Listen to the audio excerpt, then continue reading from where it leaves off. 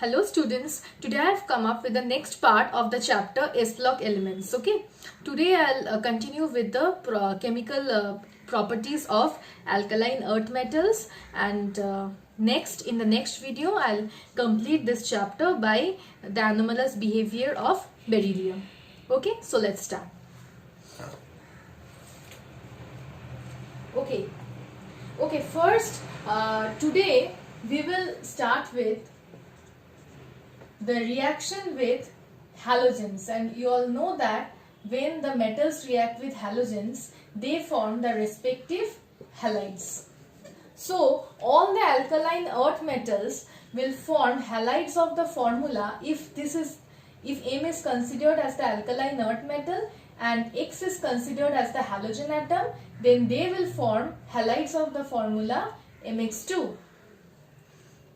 It is seen that all of them react slowly with the halogens to form halides of this general formula, like the reaction as M plus X2 gives Mx2. Okay. Now halides can also be prepared by the reaction of the alkali metals, the reaction of the alkaline earth metals, the metal oxides, metal carbonates and metal hydroxides with the halogen acids. Halogen acids have a general formula of HX. Okay, so let's see the reactions that when an alkaline earth metal reacts with, I'm directly balancing it, okay, reacts with halogen acid HX, it will form the halide Mx2 plus it will liberate hydrogen. Next, let's come to the reaction with metal oxides. It will react with metal oxide to form Mx2 plus water. So this is balanced. Now let's come to the reaction with metal carbonate. It will react with metal carbonate to form Mx2 plus H2O plus CO2. Now we have to balance it. For balancing it, I'm really sorry about this part, okay? I'm really sorry about this part. I have just mistaken it with the alkali metals. This is not MCO3 whole twice, but this is MCO3. I have mistaken it with the alkali metals, okay? So this is MCO3 because these are M2 plus ions and carbonate is MCO3 2 minus. So this will give you MCO3, okay? So excuse me for that mistake. Okay, so now we need to balance this reaction. See, now it's balanced. Okay, and finally I'll come to the metal hydroxide.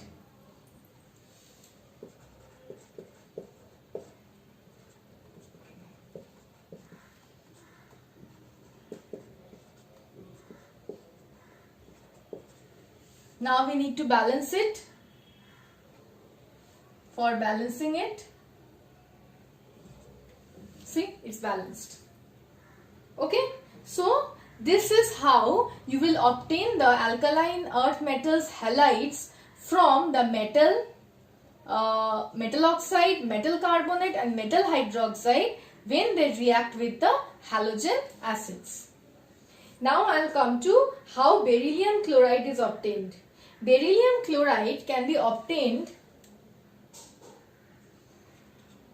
by heating a mixture of beryllium oxide with carbon and Cl2. The temperature given is 870 to 1070 K.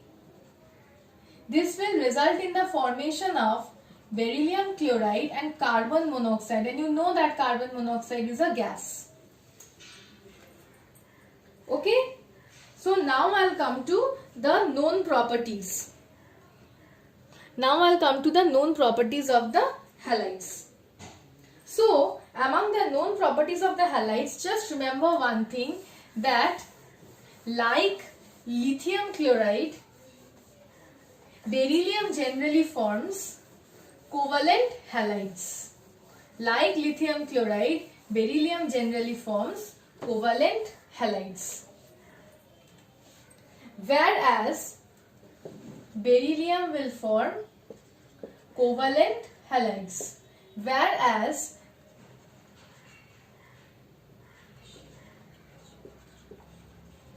the ionic character increases down the group, okay, with the increase in the atomic number. So since beryllium halides are soluble, means covalent, so they are soluble in organic solvents,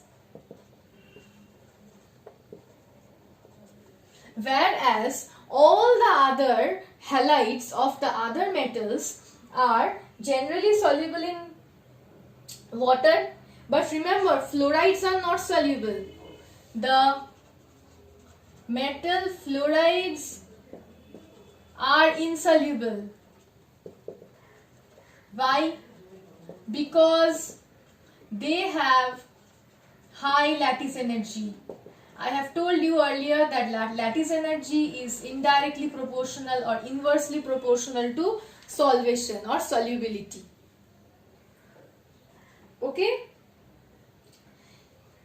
Now it is found out that the beryllium chloride generally fumes in air. Why? Because air contains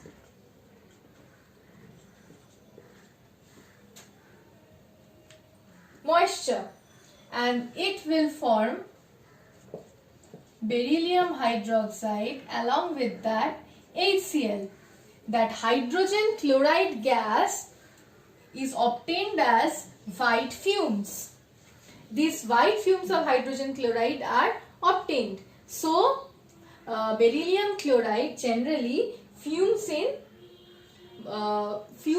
air because of hydrolysis. Because it undergoes hydrolysis. Okay, we'll balance this reaction first. It undergoes hydrolysis due to presence of moisture, and it forms white fumes of hydrogen chloride gas. Okay. Now generally the other chlorides like magnesium chloride, calcium chloride, they generally combine with water to form hydrates. Water hydrates, they are hydrated salts actually, with this water of crystallization. Since they combine with water to form hydrate like this, so because of that property, calcium chloride is used as a dehydrating agent.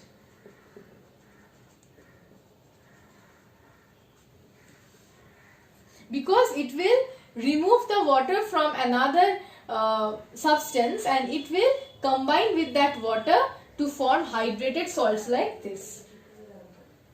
Okay, now let's come to another very important part, which is the structure of beryllium chloride.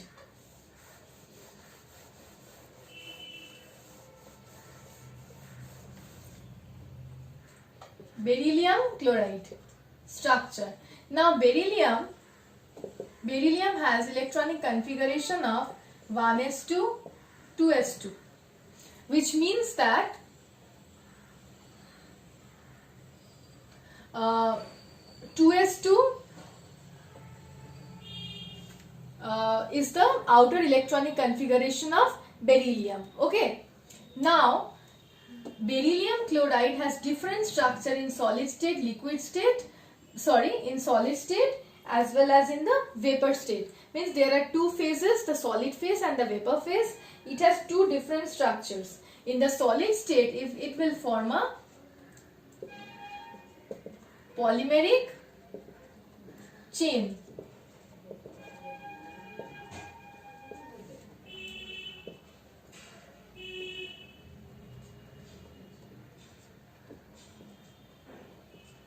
Now, there are 4 covalent bonds around this beryllium, and the 4 covalent bonds are arranged in a tetrahedral arrangement.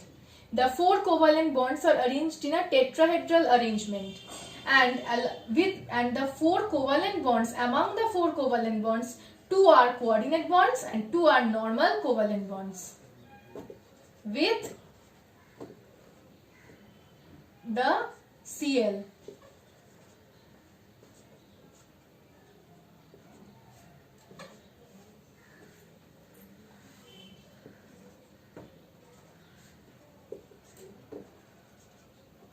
And this will continue since this is a polymeric chain.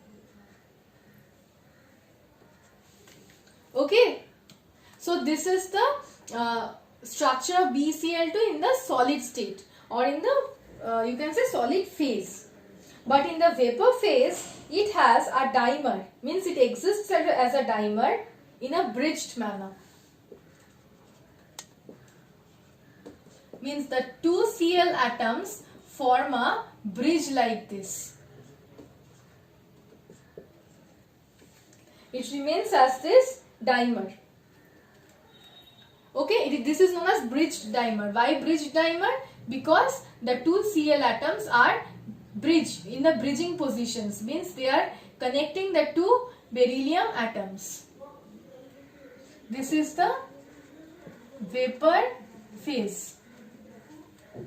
Okay, now at about, there is also another condition that at about 1200 Kelvin temperature, this dimer also breaks down to form a triatomic monomer.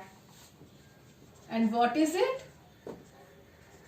This is the structure at 1200 Kelvin temperature. Okay, so this is all about the halides. Now I'll come to the carbonates.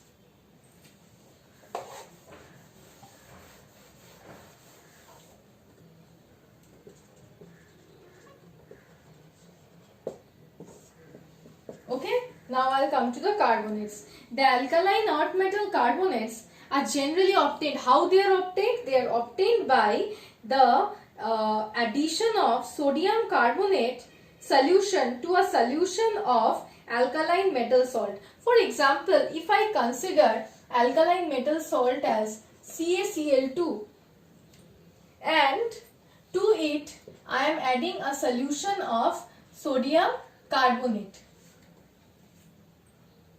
What will it form? It will form a white precipitate of CaCO3, means calcium carbonate, and a solution of NaCl.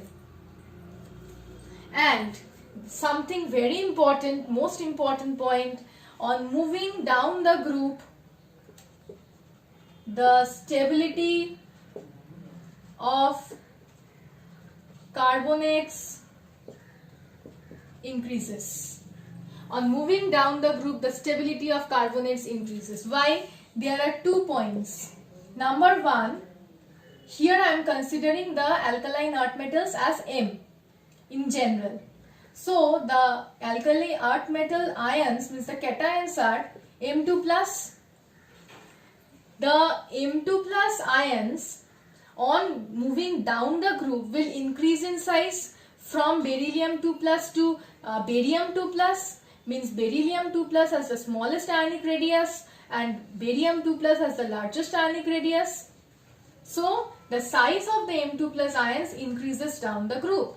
As the size increases, the charge of the cation becomes more diffused. Since the charge of the cation become more diffused, so it cannot distort the it cannot distort the electron cloud around the neighboring oxygen atoms of the big cation anion CO3 2-. So, since it cannot distort the electron cloud easily on moving down the group, what happens? The MO bond becomes stronger, because as it on moving down the group the size increases, the charge around the cation become diffused, it cannot distort the electron cloud of the neighboring oxygen atoms of the big sized carbonate anion. So if it cannot distort the electron cloud, so it becomes very difficult to break the MO bond, and so the MO bond becomes stronger. MO bond in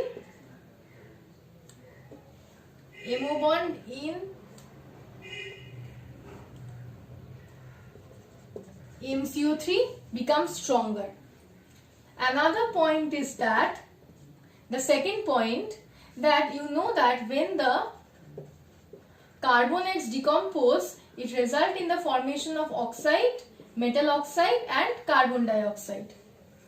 So, if the stability of the metal oxide is very high, then the metal carbonate will be easily broken in order to form this metal oxide. This happens in case of beryllium.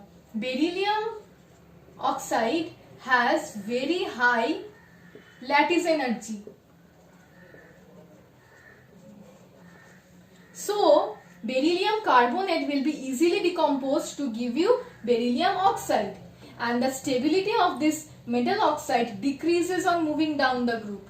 So on moving down the group, thermal decomposition or any sort of decomposition of the metal carbonate does not occur. So that is why on moving down the group, the stability decreases. And the next point is oxalates. You all know that the alkali metal, I am not writing this, the alkaline earth metals form oxalates. And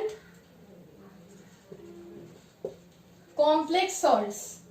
Complex salts, the group 2 elements generally have the tendency to form the complex salts because of their small size,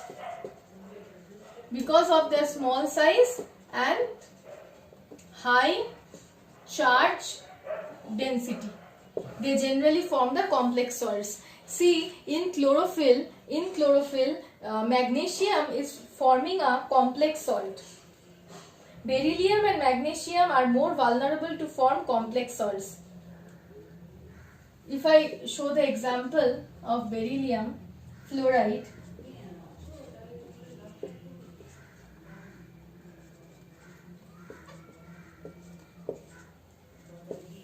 okay, so it can form complex salts also.